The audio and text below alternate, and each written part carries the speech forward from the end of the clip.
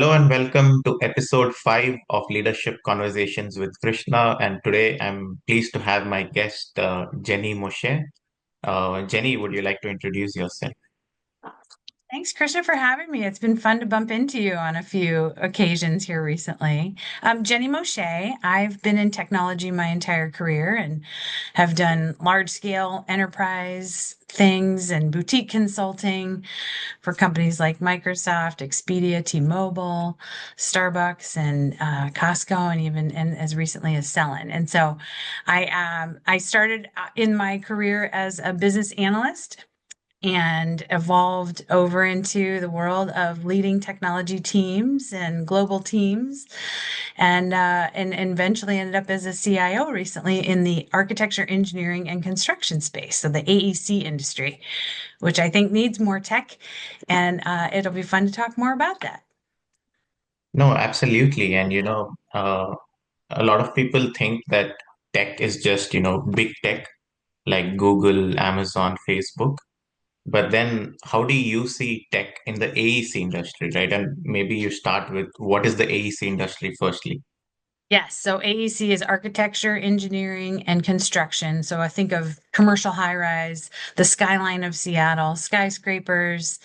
I've helped build things like the Amazon spheres from a technology perspective. And so it is, the architects in the world building the big campuses, hospitals, museums, large commercial construction projects. And so the engineering side is like your mechanical engineers, like the McKinstries of the world, or, you know, uh, various companies, McDonald Miller, all sort, a lot of universal mechanical. So folks doing the inner circulatory systems of buildings, like electrical engineering, mechanical, plumbing. So things that where, building space is basically for all of the rest of us to thrive, to live, to spend our work time, and to gather and live. So yeah, it's a huge opportunity right now for the industry. It's exploding with technology. It is underserved, I would say.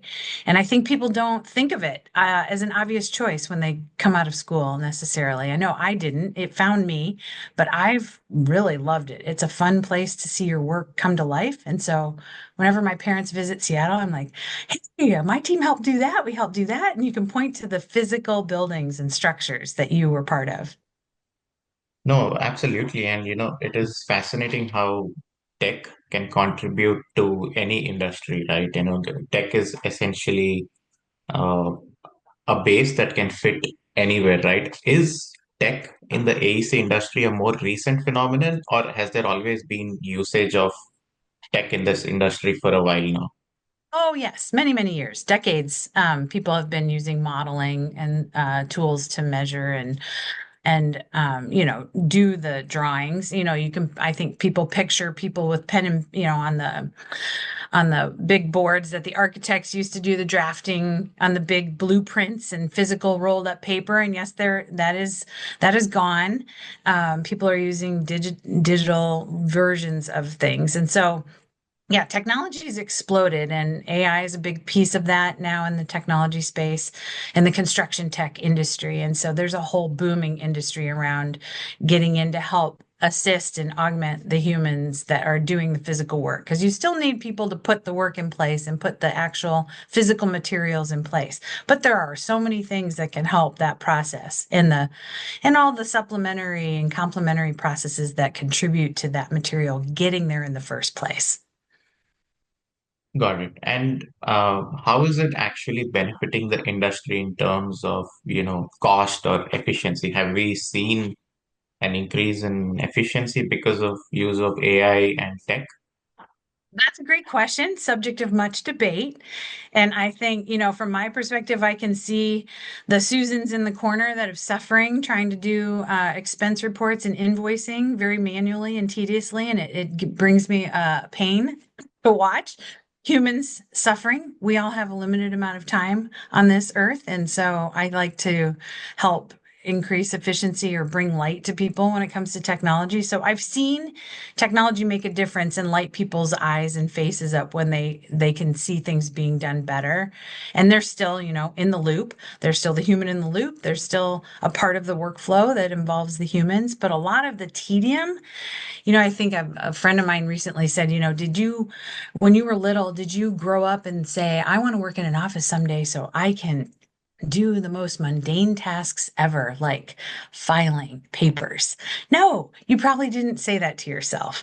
And so, how can we use technology to our advantage to accelerate those tedious tasks and then get that out of the way so we can do the brain smart things that we were brought there to do? So, No, that is really interesting, right? And you talked about things from a business perspective, transformation, cost savings, efficiency. But the AEC industry is also a lot about the end user, right? It could be me, for example. I am today a user looking to buy a property, let's say in Bellevue, or looking to buy a property in Seattle, yeah. or I'm a small business looking to start a small company somewhere in a business workspace. How does it help an end user like me? How does AI in your industry help an end user like me? There's so many endless things. I mean, I think AI applied in a smart way can help marketing departments. It can help create content or start from not a blank piece of paper. It can help assemble historical voluminous information on proposals and gather information from different systems so that people don't have to do all the dumpster diving. I have often called it to get all the different data points and pieces they need to compile a proposal, for example, or a bid. Um, there are things that are helping just, from a sales perspective, doing more, understanding your customer segments more, being able to put yourself out there in different media types.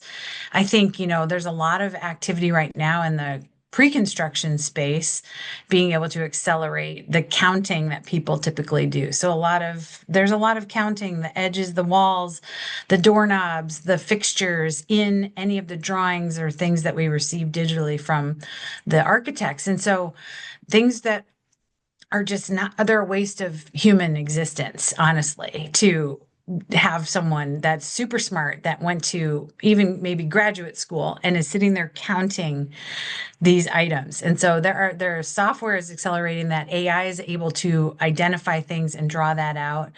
We're using AI to help with site logistics and being able to sketch up really quickly and generate, I think generative AI is helping architects get some visual ideas to quickly sketch. So where you would typically do a napkin sketch, you can now like do it digitally. And no, generative AI is not going to replace the architects or the humans that know the codes and the permitting and all the things to actually make a structure buildable or constructible, but it is accelerating the process of helping the client visualize what's possible, the idea of having certain columns, or is it a steel building or a concrete building, and just getting an idea of what that even would look like to bring your vision to life as a client on the receiving end. And I think, the owners reps that are representing the large companies that are the liaison to the actual commercial construction firms are finding they need better metrics and risk reporting, and they need to know what actions they're on the hook for. They get volumes of email, so even AI helping with people's inbox and sort the priorities, or leveraging the intelligent apps that are on the market now to be able to influence or infer based on your enterprise tools what the action items are and whose ball and court things are in next. So it's weeding through the noise. I think AI can eliminate a lot of the noise or reduce it and at least organize it so you're not weeding through the noise on your own. No, absolutely. That is so deep, right? Bringing a process and a formalization to the whole structure in the industry, right? And I think that is fascinating. Now, you are seeing this whole industry for a few years now through your experience, right? and I'm sure you have a very good understanding of the American AEC industry.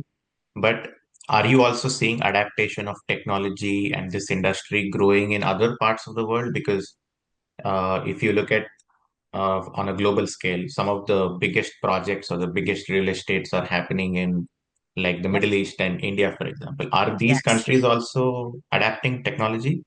Oh, I think they're ahead of the United States. Absolutely. Very much so. In Oh, exciting ways. And I've traveled globally, for construction to bring global construction leaders together from a commercial construction in the data and AI space. We'll meet halfway in Ireland, somewhere around the middle of the globe to like bring our minds together because this is so key in the rest of the world. Different geographies have different government restrictions and laws and different things in place. So it's navigating that, but also I think there's best in breed in every geography that we all learn from. yeah, absolutely. Now, just going back to your own journey, right? How did you end up into this industry, and how did you start your technology career? Gosh. Well, actually, I'll say, I've been looking back trying to tie together threads. And I grew up in the Midwest in Ohio near Lake Erie, and I was always organizing the neighborhood kids, whether or not we were like running circles of dirt in the backyard in the form of a baseball diamond or choreographing roller skating shows for our parents on the freshly tarred driveway or getting every all the little kids together to do a game we used to call jobs. So we were always pretending I was a teacher most of the time because I like to boss people around sometimes. I like to lead. That's the other version of that. But and then I just in college I was always I was always active trying to bring people together, and I loved bringing the energy to a space and helping people see what was possible. And I actually took a job in college as a door-to-door sales rep, and it was crazy. We knocked on doors 8 hours a day, and I sold educational books door to door. So that built some character and grit. And then I actually didn't know exactly right away what I wanted to do after college. And so I moved to Vermont and I found a temporary job. I started writing sales scripts for a video production company. I had odd jobs like answering phones as a receptionist. And then I had the opportunity to take a customer service role inside of a fashion agency, but then they needed a sales rep. And so I always raised my hand. So I was always volunteering, like, hey, I'll try it, I'll do it, because I just want to gather experience. And so I ended up taking a role that I would drive about 5,000 miles a week, so an oil change a week. And I was a sales rep. And so I met a lot of people. But one day I spun out on black ice on I-90, right behind, in front of a semi that was bearing down on me. And I was like, my little life is worth more than what this job pays. And so I started rethinking what I wanted to do. And I always pictured working in an office. So I was like, what would that be like? And I love the book, What Color is Your Parachute? I recommend it all the time because it helped me like figure out what am I wearing? Where do I work? And so I always pictured like a boardroom and so when I found management consulting of all things in that process. And so when I found the fact that people were the liaison or the bridge from the business to technology, I found my sweet spot. I always loved being the translator, the person in the middle that helped the client try and articulate what they wanted to the technical team. And so I also could write well. And so I enjoyed translating the requirements of a business in as a business analyst into the tech team's magic. And so I went up the chain through project management. I was, doing product management and then program management of larger initiatives globally and with that organizational change management. So a lot of things that then led me into more senior roles in technology and as a director of enterprise applications and then into the chief information officer role. And I think, a lot of what I enjoyed about the chief information officer role was that it was a culmination of all the pieces and parts I'd gathered along the way because I knew about the project management office component, and I knew about the data piece from some data consulting I had done earlier, and some of the infrastructure from the circuits and switches after I helped Russell Investments move their data center and separate from the London Stock Exchange. So all the projects I had along the way helped build my experience out for the expertise you need as the head of a technology division to oversee those different functions, from cybersecurity to infrastructure, help desk, operations to innovation, emerging tech, and the future oriented. And so the more I started seeing some of the future and what was coming, the more excited I got about spending more time in that space. And so that's where I am now. No, fascinating journey, right? And it's amazing how you kind of shaped your way and grew gradually, right, into the system. And there are some similarities with me as well, right? I also, like you, started my career in sales, and it taught me a lot. I think sales teaches you a lot. It is brutal at the same time, Yes. right? But there's nothing like sales because in the process of completing a complete sale, you learn the whole process and deal with all departments, right? And that is something that has helped me a lot in my future roles. Did you also feel that having a small background or a starting in sales help you? Did that help you in your future roles, right? I think absolutely. I think understanding a little bit more about human behavior and what people Yeah. need to hear to feel comfortable even talking to you, I think that's what is missing from a lot of business. It's become very transactional in some cases, but I like to just get to know people. I think that every interaction we have the opportunity to come across is an exchange of energy at some level. And so you sometimes talk about, we really clicked, or, I didn't really connect with that person. But it just sometimes it takes more time. And some people you just click right away. So I think it's figuring out, but absolutely sales. I think, the grit and the tough skin that can build when people say no or they're really frustrated. It's not necessarily with you, it's with the fact that they have to change or something new is coming. Yeah, you talked about human connection, right? And that is so important. And sometimes, and this brings me to my next question.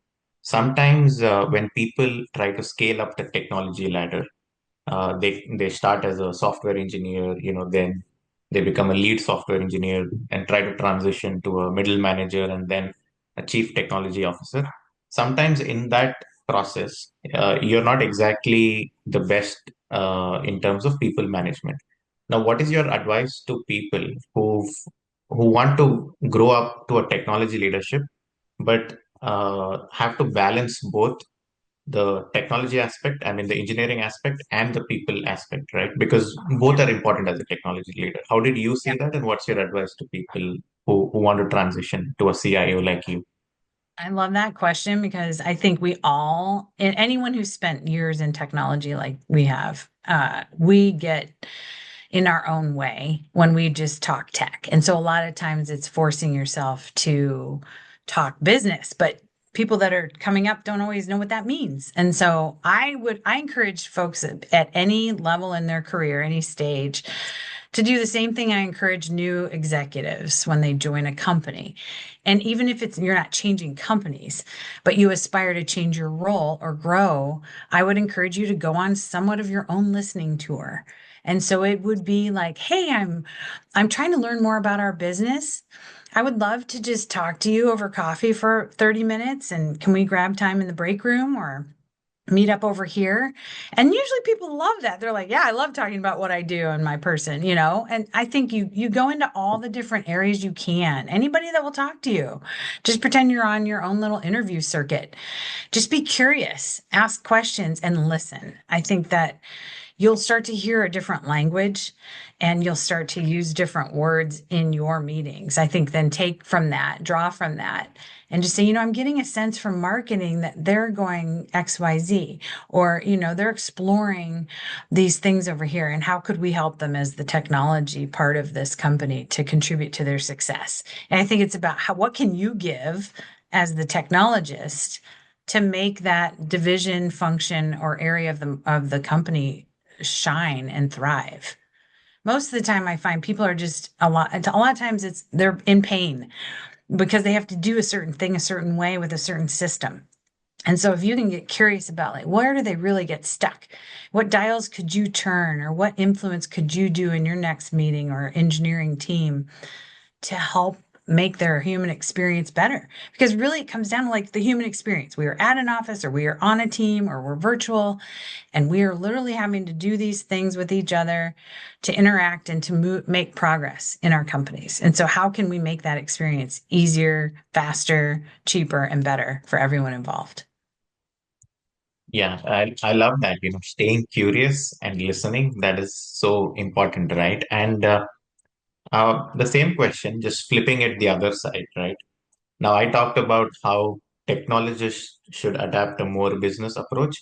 Now, how should business leaders who don't have much understanding of technology adapt themselves? And, in a way, I would put myself in that bucket because I always call myself a generalist.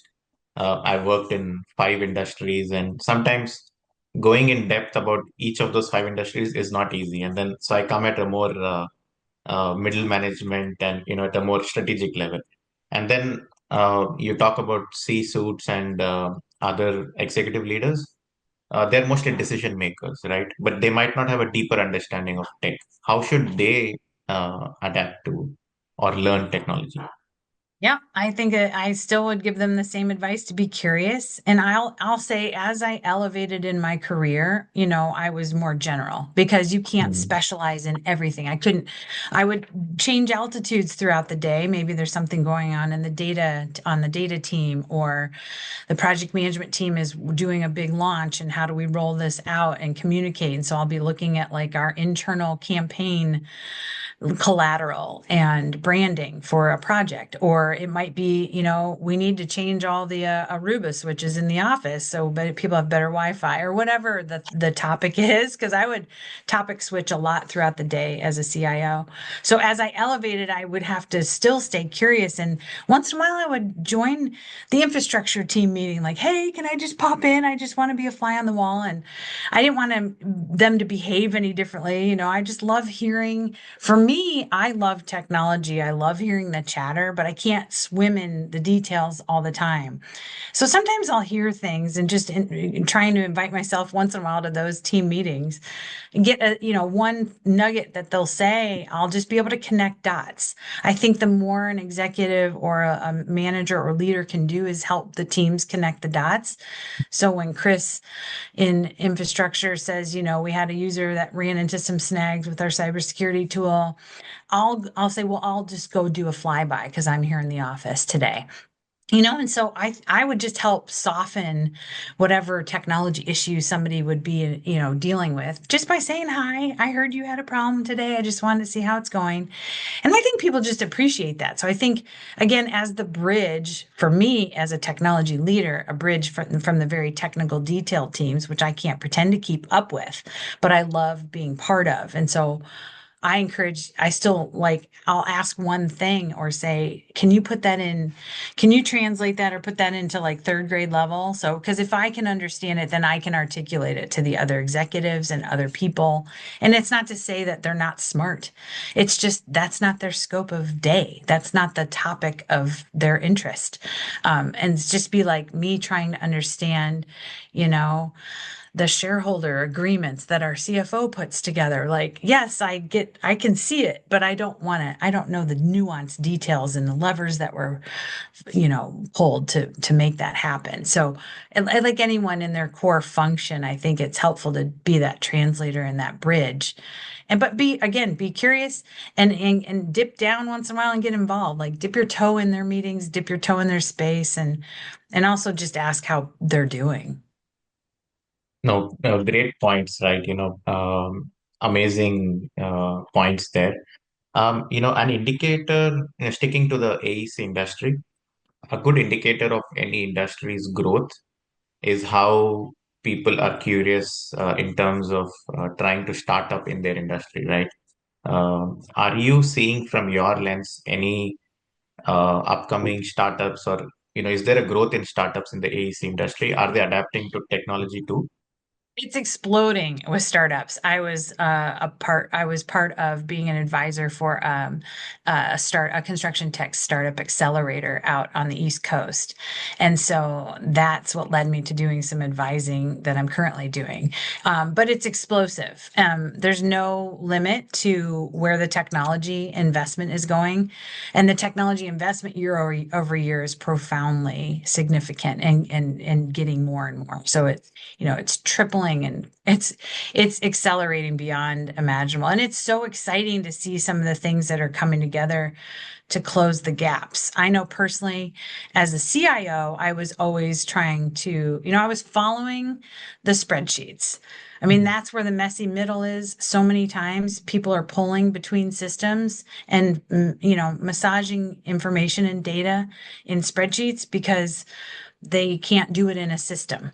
And so I would follow the spreadsheets, and that to me is so enlightening. And I find the companies with the most success are finding those messy middles or those areas where the communication is lost because it's verbalized, but it's not captured, or it's in a document repository that nobody can find what they're actually looking for.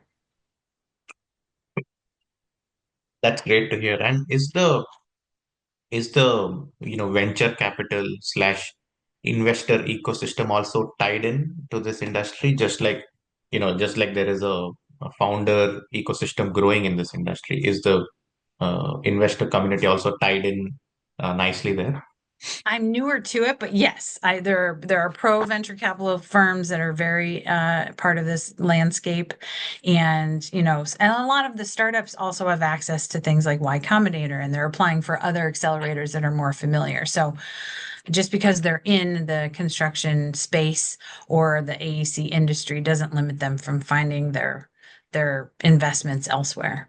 I've been on a number of investment calls, and it's not investors that are focused necessarily on just AEC. They may be focused on things like sustainability or diversity. And so a lot of these new applications broaden the horizon for investment appetite because they can be taken in a number of different facets.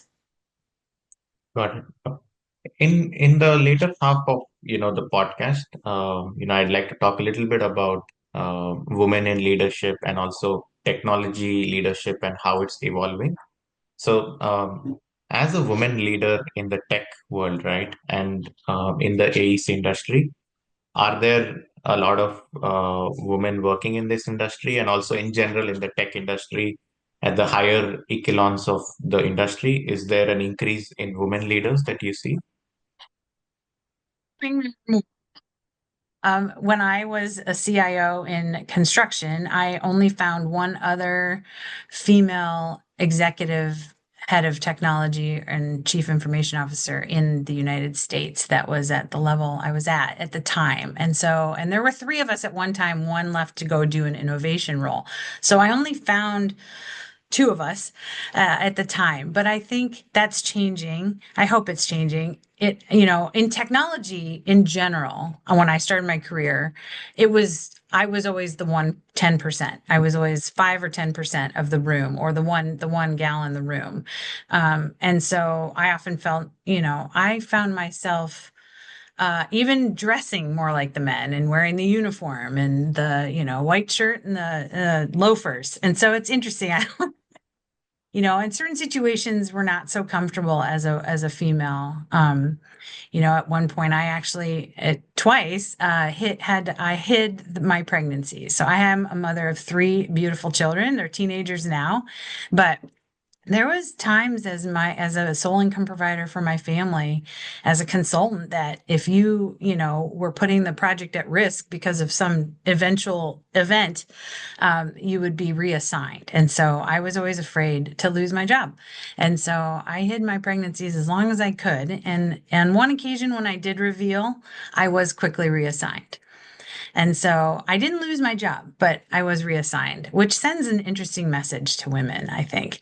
But that I has shifted so much in the last 10 years. And it's still pretty fresh, but it's amazing how quickly it's changed. So I'm very proud of the industry for taking that into a new direction.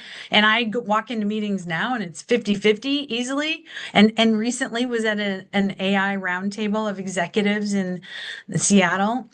And I just took a moment to sit around the table and just acknowledge like 90% of the people at the table in an executive level role were women executives, but they were all different companies. So from an industry perspective, the technology landscape, at least in Seattle, it was refreshing. That was 99% female at the table for AI discussions, but that was multi-industry.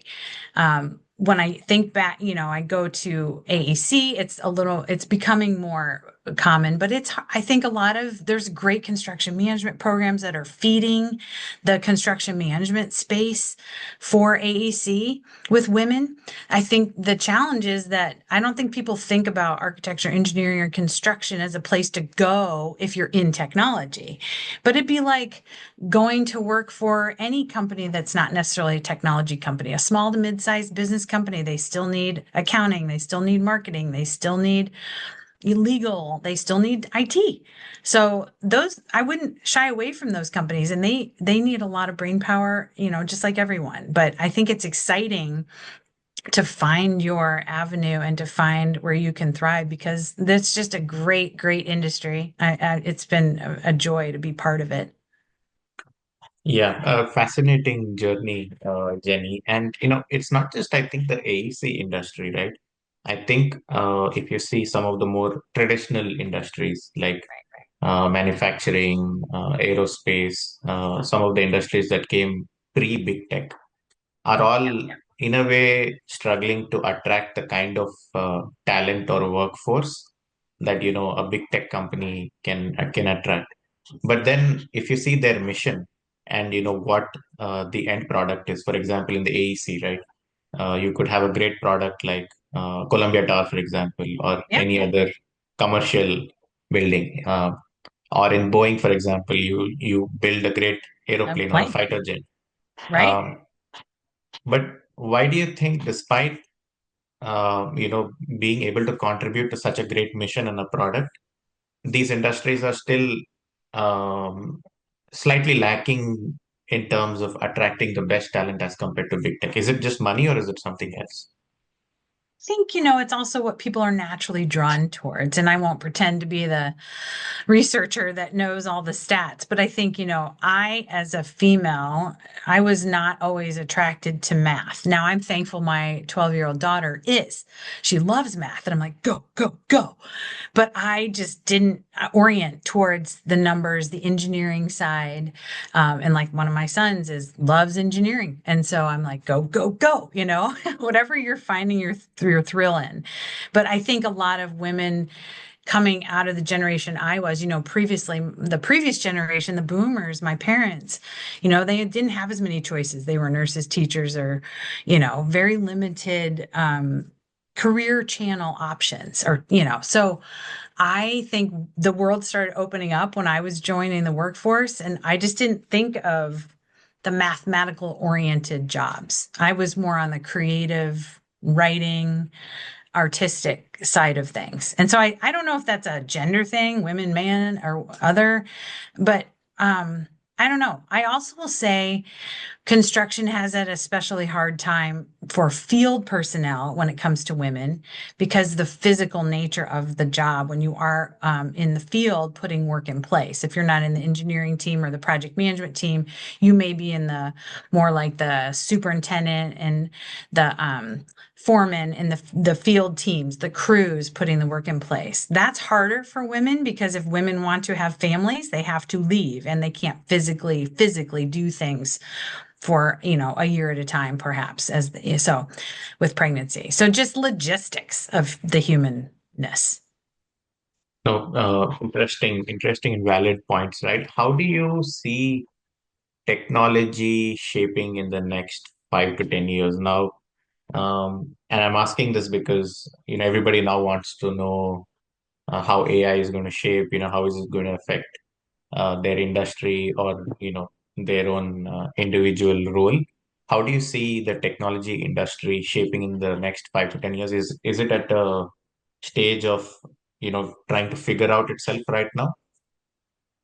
I think we're in a profound shift and wave that is so fun to ride, but you got to get on the surfboard. I mean, it's not like it's to me bigger than what the internet was in the 90s when I grew up and I went to college, and that was the first time we were putting the college registration on a computer. And so I was part of teaching people how to use a computer for the first time in their life from the paper world. And I think this is way bigger than, people going from on-prem to the cloud. I think if you look back and, a, a long, enough years ago, 2007, before the smartphones, before the iPhone, if you think about how we were functioning at offices and other places, and we didn't have this device in our back pocket to answer all our questions lickety split, I think that is the shift we are on. Like in bigger than that, we are AI will fundamentally change everything we do or the way we do it. It won't, I don't think it's going to replace a ton of humans in a discrete, concrete way as much as people are afraid of, at least for a while. There's so much that humans still need to do from a creative thought process that AI can't do yet. And but I do think it's worth paying attention to. This is bigger than anything we've seen. And if you think now about how your corporate or your company's staff works versus how they worked before they had a phone, if you were even alive then, it's like it's different and it's a different way of, but it's still, we're still here. We still are here and we still have to do things and we give to the world in different and new ways. So I think that's what's happening with AI. And I would encourage anyone, I think you often ask, like, where do you tell people to go? I would say find your thrill in whatever unique space intrigues you, whether it's art or photography or engineering or math. It doesn't matter, but take the time to figure out how you can incorporate AI into it. Because I think if you're not paying attention, you will fall behind quickly. Well, that is a fascinating insight, Jenny. And there's a quote, right? The only thing constant is change. Yeah. And like you said, I think we can adapt easily right now because AI is the big talking point, and there's obviously a lot of opportunity and a little bit of fear too with what's going to happen. But I think as humans and in the last 30, 40 years, we've adapted really well. One of the examples you said is how workplaces used to operate before cell phones and Zoom meetings. And then even more recently, if you told me uh, in February 2020 that I would be working from home for, a large part of my time, do meetings over virtually, I would have laughed. But then, the situation and the time demands change. So, right, I think if we look at AI that way, like you said, that would be really useful, right? I think people are still recovering from that whole change. So they're like, not another thing, right? Mm. But I think it's important as leaders, to help our teams navigate that because this is another big change and there is change fatigue in the world. But it's up to the leaders and to the friends and family to help each other through this. Absolutely. The leadership is the most important quality, right? And that brings me to my last part, and this is my signature question. What does leadership mean to you?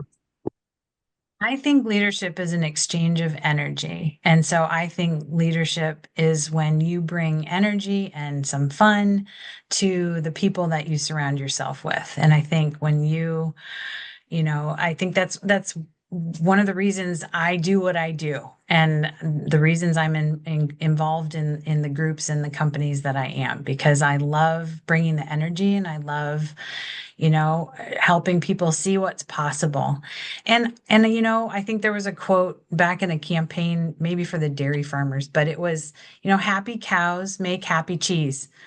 And I think happy people at work can do amazing, happy things, but they need a leader behind them to inspire them along the way. Yeah, no, that is amazing. And with that, Jenny, I thank you once again for your time and fascinating conversation. And I'm sure Awesome. The audience would love it. Thank you, Jenny, again. Yeah, feel free to reach out to me on LinkedIn, anyone. And thanks for having me, Krishna. What a fun to talk to you. So fun.